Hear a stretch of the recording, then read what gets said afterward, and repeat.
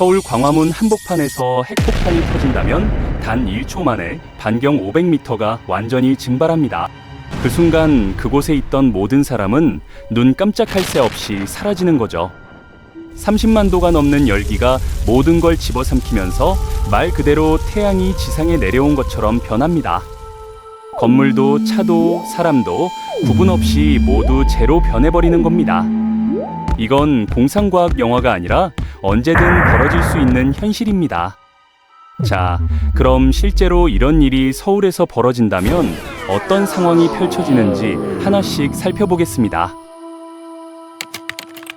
폭발 순간 광화문 반경 500m 안에 있던 1만 명 이상이 즉사합니다. 세종로, 광화문 광장, 정부 서울청사 일대가 완전히 사라지는 거죠. 생각만 해도 끔찍하지 않나요? 여러분이 출근길에 지나가던 바로 그 거리가 순식간에 증발해버리는 겁니다. 폭발 직후 엄청난 섬광이 하늘을 가득 채우는데 이게 핵폭발의 가장 확실한 신호입니다. 서울 전역에서 이 섬광을 목격하게 되죠. 이 빛만으로도 반경 2km 안에 있던 사람들 중 수천 명이 망막 화상을 입습니다. 눈이 먼 채로 거리를 헤매게 되는 거예요. 폭심지에서 1km에서 2km 떨어진 종로, 명동, 남대문 일대에서는 처음 나온 열파를 간신히 견뎌냅니다. 하지만 그게 끝이 아니에요. 빛의 속도로 퍼진 섬광 뒤를 따라오는 폭풍이 건물을 무너뜨리기 시작하거든요. 시청 앞에 서 있던 사람들은 섬광을 보고 귀가 찢어질 듯한 폭음을 듣고 그리고 불과 3초 후에 주변 건물이 무너지는 걸 경험합니다.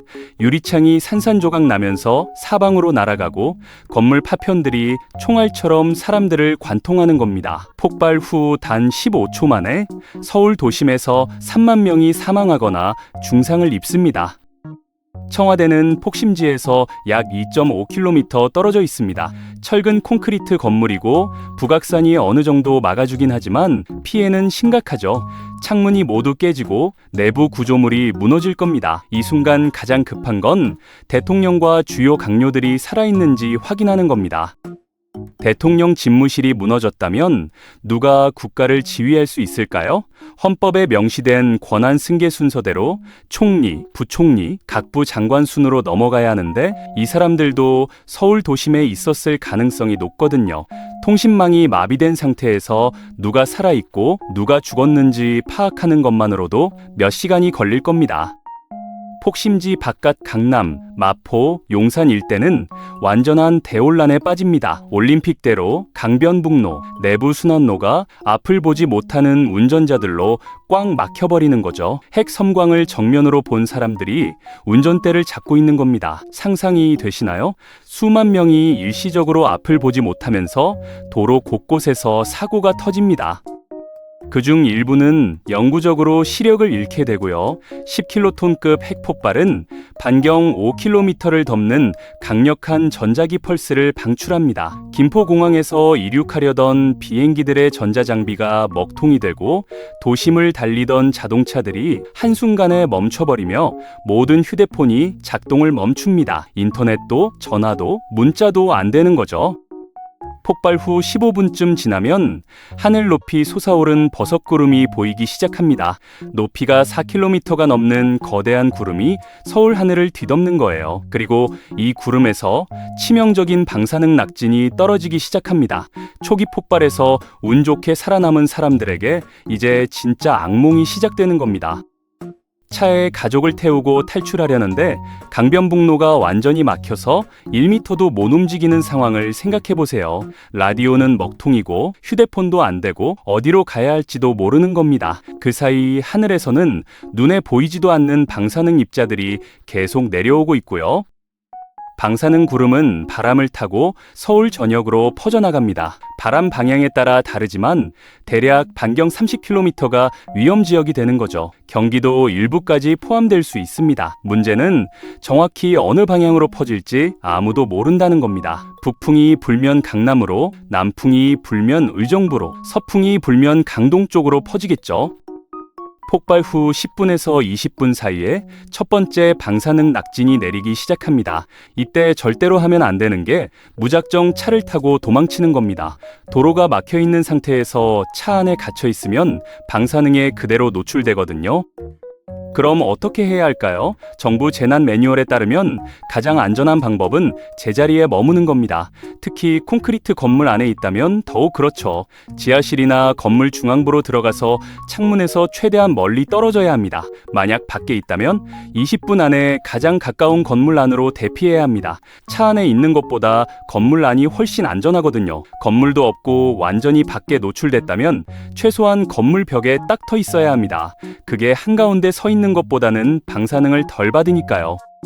하지만 현실적으로 이 지침을 따를 수 있는 사람이 얼마나 될까요? 학교에 있는 아이들이 걱정돼서 부모들이 달려가려고 할 겁니다. 서울에만 초중고 학생이 100만 명이 넘거든요. 부모들이 학교로 몰려가면 도로는 더 막히고 그 과정에서 방사능에 노출되는 사람만 늘어나는 겁니다. 가장 좋은 방법은 학교가 대피소 역할을 하도록 하고 부모들은 각자 있는 곳에서 대피하는 거예요. 하지만 과연 몇 명이나 이 지침을 따를 수 있을까요? 방사능의 위험성은 시간, 거리, 차폐로 결정됩니다. 방사능은 시간이 지나면서 점점 약해지고 폭심지에서 멀수록 안전하며 두꺼운 벽으로 막을 수 있습니다. 폭발 직후 1시간이 가장 위험하고 24시간이 지나면 방사능 강도가 처음에 10% 수준으로 떨어집니다. 일주일이 지나면 1% 수준이 되고요. 그래서 처음 몇 시간을 어떻게 버티느냐가 생사를 가르는 겁니다. 콘크리트 건물 지하에 있으면 방사능 노출량을 1000분의 1로 줄일 수 있습니다. 하지만 밖에 그냥 서 있으면 치명적인 양의 방사능을 받게 되죠. 폭심지 주변 2km 이내에는 수만 명이 건물 잔해 속에 깔려 있습니다. 다리가 부러지고 유리 파편에 찔리고 화상을 입은 사람들이 구조를 기다리고 있는 거예요. 하지만 구조대가 들어갈 수가 없습니다. 방사능 수치가 너무 높거든요. 소방관과 경찰이 들어가려면 특수 방호복이 필요한데 서울 전체에 그런 장비가 몇 벌이나 있을까요? 결국 수만 명이 구조를 기다리다가 그냥 죽게 됩니다. 폭발 후 12시간 안에 10만 명이 목숨을 잊을 것으로 추정됩니다. 한편 정부는 긴급 대피 명령을 내립니다. 서울 전체 인구 1000만 명을 어떻게 대피시킬 것인가? 이게 가장 큰 문제입니다. 모든 사람을 한꺼번에 대피시키면 도로가 주차장이 되고 그 상태에서 방사능 낙진을 맞게 됩니다. 그래서 정부는 지역을 나눠서 대피 명령을 내립니다. 폭심지에서 가까운 곳부터 순차적으로요. 하지만 사람들이 명령을 기다릴까요? 폭발 소식을 들은 순간부터 수백만 명이 일제히 서울을 빠져나가려고 할 겁니다. 경부고속도로, 영동고속도로, 중부고속도로가 모두 막혀버리는 거죠. 서울에서 빠져나온 사람들은 어디로 갈까요? 인천, 수원, 성남, 고양 같은 주변 도시들로 몰려들 겁니다. 문제는 이 도시들도 방사능 낙진의 영향권 안에 있을 수 있다는 거예요. 바람 방향에 따라서 말이죠. 그렇다면 더 멀리 가야 합니다. 대전, 대구, 부산까지요. 상상해보세요. 서울 인구의 20%만 대피한다고 해도 200만 명입니다. 200만 명이 한꺼번에 고속도로로 몰려 나오면 어떻게 될까요? 완전히 마비되는 겁니다. 게다가 전자기 펄스 때문에 최신 차량들은 시동도 안 걸릴 수 있습니다. 2010년 이후 나온 차들은 대부분 전자 제어 시스템인데 이게 전자기 펄스에 취약하거든요. 방사능에 오염된 대피민들이 다른 지역으로 퍼져나가면서 새로운 문제가 생깁니다. 이 사람들을 어떻게 받아들일 것인가? 대전시가 갑자기 50만 명의 난민을 받아들일 준비가 되어 있을까요? 체육관과 학교를 대피소로 열어야 하는데 물과 음식, 의료물자가 턱없이 부족할 겁니다. 게다가 이 사람들은 방사능에 오염되어 있을 가능성이 높습니다. 옷과 머리카락, 피부에 방사능 입자가 묻어 있는 거죠. 이들을 제어하려면 샤워 시설과 깨끗한 옷이 필요한데 수십만 명을 어떻게 처리할까요? 의료 시스템도 완전히 붕괴됩니다. 서울 시내 주요 대형 병원들이 폭발 피해를 입거나 접근이 불가능해집니다. 서울대병원, 삼성서울병원, 세브란스병원이 모두 반경 5km 안에 있거든요. 설령 병원이 멀쩡하다고 해도 수만 명의 환자를 동시에 받을 수 없습니다.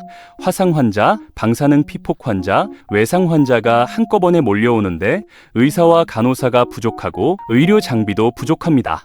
중증 화상 환자를 치료할 수 있는 특수 병상은 전국에 200개 정도밖에 없거든요. 수천 명의 화상 환자가 발생하는데 말이죠. 방사능 치료제인 요오드화 칼륨도 문제입니다. 갑상선이 방사성 요오드를 흡수하는 걸 막아주는 약인데 폭발 후 24시간 안에 복용해야 효과가 있습니다. 서울 인구 1000만 명분의 요오드화 칼륨이 비축되어 있을까요? 설령 있다고 해도 어떻게 배포할 건가요? 도로는 막혀 있고 통신망은 끊겼고 행정 시스템은 마비된 상태인데 말이죠. 결국 약을 받을 수 있는 사람은 극소수에 불과할 겁니다. 폭발 후 48시간이 지나면 국제사회의 지원이 들어오기 시작합니다. 미국, 일본, 중국에서 의료팀과 구조대가 파견되죠. 하지만 이들도 방사능 때문에 폭심지 근처에는 접근할 수 없습니다. 외곽 지역부터 구조 작업을 시작하는 거예요. 그 사이 폭심지 주변에 갇힌 사람들은 계속 죽어갑니다. 물도 없고 음식도 없고 의료 지원도 없는 상태에서 말이죠. 추정 사망자 수는 시간이 갈수록 늘어납니다. 첫날 3만 명, 일주일 후 10만 명, 한 달 후에는 15만 명을 넘어설 것으로 예상됩니다. 경제적 피해는 상상을 초월합니다. 서울은 대한민국 GDP의 절반 이상을 차지하는 도시거든요. 광화문 일대에는 주요 기업 본사와 금융기관이 밀집해 있습니다. 이게 다 날아간 겁니다. 증권거래소는 폐쇄됩니다. 은행 시스템은 마비됩니다. 공장들은 가동을 멈추고 항구와 공항도 폐쇄되죠. 대한민국 경제 전체가 멈춰버리는 겁니다. 국제 신용평가사들은 즉시 한국의 신용등급을 정크 본드 수준으로 내립니다. 외국인 투자자들은 자금을 빼고 원화 가치는 폭락하며 물가는 치솟습니다. 더 무서운 건 두 번째 공격 가능성입니다. 한 개의 핵폭탄이 터졌다면 더 있을 수 있다는 거죠. 테러 조직이 추가 공격을 예고하면 어떻게 될까요? 부산, 대구, 광주에서도 사람들이 도시를 떠나려고 할 겁니다. 전국이 공황 상태에 빠지는 거예요. 정부는 계엄령을 선포하고 군대를 동원해서 질서를 유지하려고 하지만 쉽지 않습니다. 경찰력만으로는 도저히 통제가 안 되거든요. 장기적으로 보면 서울은 수십 년간 사람이 살 수 없는 땅이 됩니다. 체르노빌을 생각해 보세요. 1986년에 사고가 났는데 지금도 출입이 제한되어 있습니다. 서울도 마찬가지가 될 겁니다. 반경 5km는 완전히 봉쇄되고 10km까지는 제한구역이 됩니다. 600년 역사를 자랑하던 대한민국의 수도가 유령 도시로 변하는 거죠. 정부는 어쩔 수 없이 임시 수도를 다른 곳으로 옮겨야 합니다. 세종시가 될 수도 있고 부산이 될 수도 있죠. 생존자들의 트라우마도 심각합니다. 가족을 잃은 사람, 집을 잃은 사람, 일자리를 잃은 사람이 수백만 명입니다. 방사능 피폭으로 인한 암 발병률도 급증할 겁니다. 갑상선암, 백혈병, 폐암 환자가 수십 년간 계속 나올 거예요. 이 사람들을 누가 돌볼까요? 의료 시스템이 버틸 수 있을까요? 그리고 무엇보다 사람들의 마음속에 남는 공포는 평생 지워지지 않을 겁니다. 이게 바로 서울에서 핵폭발이 일어났을 때 벌어질 일들입니다. 영화가 아니라 현실로 일어날 수 있는 일이에요. 전문가들은 테러 조직이 핵물질을 손에 넣는 게 불가능하지 않다고 말합니다. 물리학을 공부한 사람이라면 충분한 핵물질만 있으면 핵폭탄을 만들 수 있다는 거죠. 그래서 국제사회가 핵물질 관리에 그렇게 신경을 쓰는 겁니다. 단 한 번의 실수가 수십만 명의 목숨을 앗아갈 수 있으니까요.